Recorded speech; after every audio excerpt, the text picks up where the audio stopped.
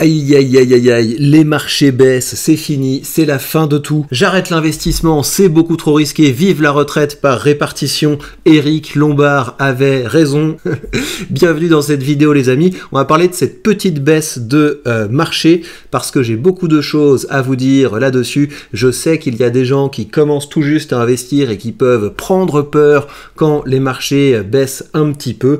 Donc je vais vous expliquer le consensus qui se dégage sur les raisons de cette baisse et on va en parler parce que c'est une raison intéressante. Et puis ensuite je vous dirai ce que je compte faire face à cette petite baissounette dans le but de faire un peu de pédagogie. Alors première chose, on va faire un point sur le portefeuille parce qu'il y a des choses qui me semblent intéressantes. Donc regardez, la première chose c'est que vous voyez que mon portefeuille baisse de 1,41, c'est-à-dire que le portefeuille baisse un peu moins que le marché. Si vous regardez notamment le marché américain, il baisse de 1,70, donc mon portefeuille baisse moins que ça. Et si vous regardez le marché de la tech baisse de 2,80, donc mon portefeuille baisse beaucoup moins que ça. Pourquoi? Eh bien parce que j'ai encore une partie du portefeuille qui est dans des ETF à haut dividende, et autant les ETF à haut dividende, on a vraiment l'impression que c'est une remorque qui fait que le portefeuille se traîne quand on est dans une phase de hausse de marché, mais quand vous êtes dans une phase de marché baissier, eh bien les ETF à dividende, ça a tendance à amortir la chute, et donc là vous le voyez qu'ils sont dans le vert. Et il y a un autre intérêt des ETF à dividende, c'est que quand vous avez des baisses de marché, et si les baisses de marché se prolongent, le gros intérêt c'est que les ETF à dividende vous injectent régulièrement du cash sur votre portefeuille, et ce cash vous pouvez l'utiliser pour pouvoir renforcer les positions qui selon vous ont le plus baissé. Alors que quand vous n'avez pas de dividendes ou que quand vous avez des ETF capitalisants, alors déjà dans les ETF capitalisants c'est tout à fait opaque le traitement des dividendes, on n'a absolument aucun moyen de savoir ce qu'ils font des dividendes et dans quelle mesure ils les réinvestissent et s'ils les réinvestissent effectivement, mais par ailleurs vous ne disposez pas de ce cash. Alors que quand vous avez le cash qui arrive comme ça directement sur votre courtier, bah vous pouvez vous dire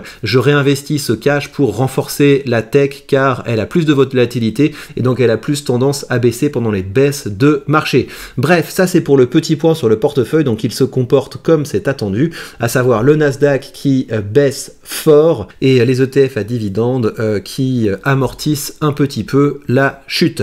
L'autre chose c'est, est-ce que c'est une grosse baisse? Bah non, ça c'est pas une grosse baisse. J'ai déjà eu des jours je crois avec du -4 ou du -5 et là je peux vous dire que vous dansez un petit peu plus.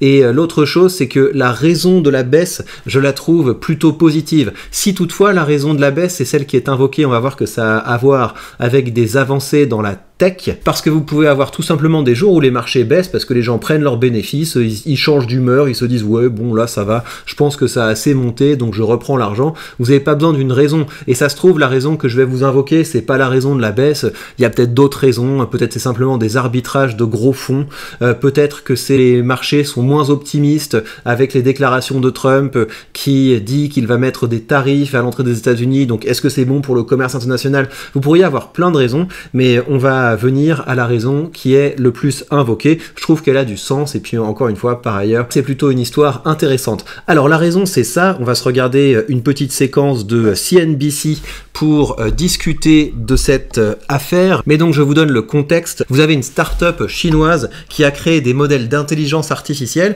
Ces modèles d'intelligence artificielle, selon les dires de cette start-up et selon certains tests qui ont été faits de façon plus ou moins indépendante, cette start-up ferait tourner des LLM du type de ChatGPT, mais pour une fraction du coût. Comment est-ce qu'ils sont capables de faire ça? Eh bien avec un modèle qui s'appelle Mixture of Experts. Qu'est-ce que ça veut dire ça? Eh bien ça veut dire que lorsque vous faites une requête, vous avez un premier filtre qui va déterminer de quel type de requête il s'agit et qui va solliciter simplement une petite partie des capacités du modèle qui est la plus pertinente, et c'est ainsi que vous avez une réponse de qualité mais en exploitant que la petite partie du modèle qui est la plus pertinente pour répondre à la question. L'autre raison pour laquelle cette IA est censée être capable d'avoir des performances comparables à celles de la tech américaine pour une fraction du prix, c'est que c'est basé sur un modèle open source, c'est-à-dire on met en commun les ressources avec les développeurs et ça permet d'avancer plus vite sans démultiplier les coûts et les investissements.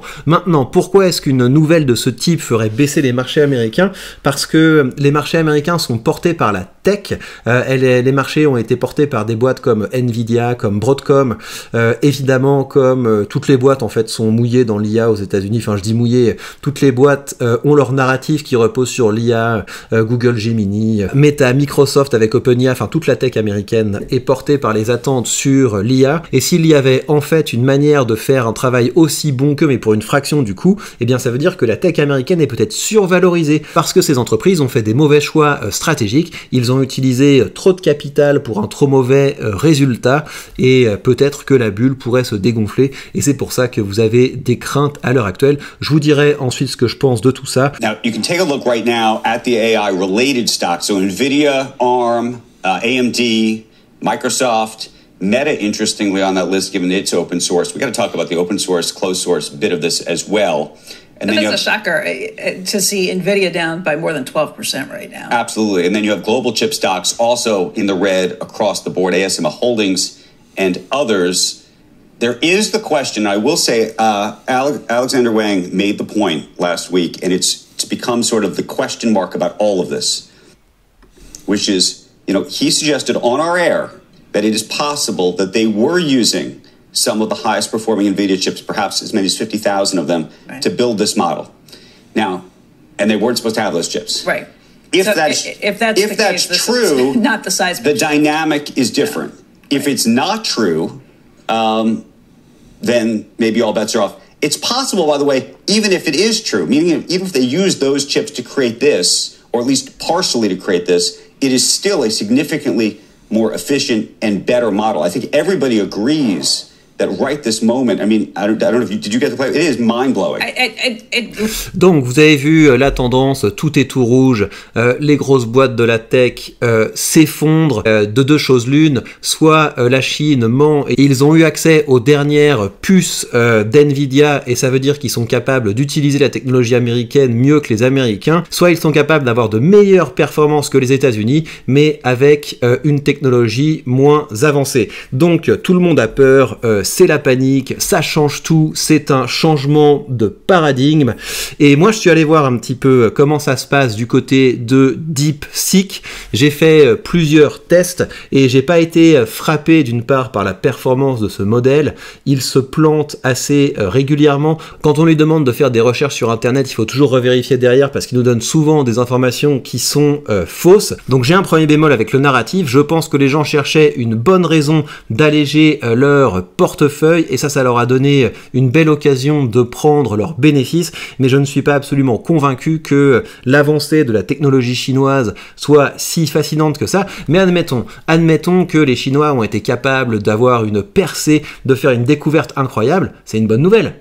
Pourquoi c'est une bonne nouvelle? Parce que ça veut dire que désormais il y a plus de concurrence, ça veut dire que les entreprises américaines vont devoir innover, se remettre en question, vont devoir faire de meilleurs choix, arrêter de se reposer sur leur laurier et je trouve ça très positif. Et pourquoi est-ce que c'est une nouvelle qui me fait pas du tout peur et pourquoi est-ce que ça ne change absolument rien à mon optimisme d'investisseur? Parce que je vous rappelle ce que j'ai traversé depuis que j'ai commencé à investir. Moi j'ai commencé à investir ici. J'ai commencé à investir dans cette zone-là avant le Covid. Et je peux vous dire que l'effondrement du Covid, c'est pas fun. Ça n'a pas duré si longtemps que ça. Hein. On a eu en fait une baisse qui a duré 2 mois pendant le Covid.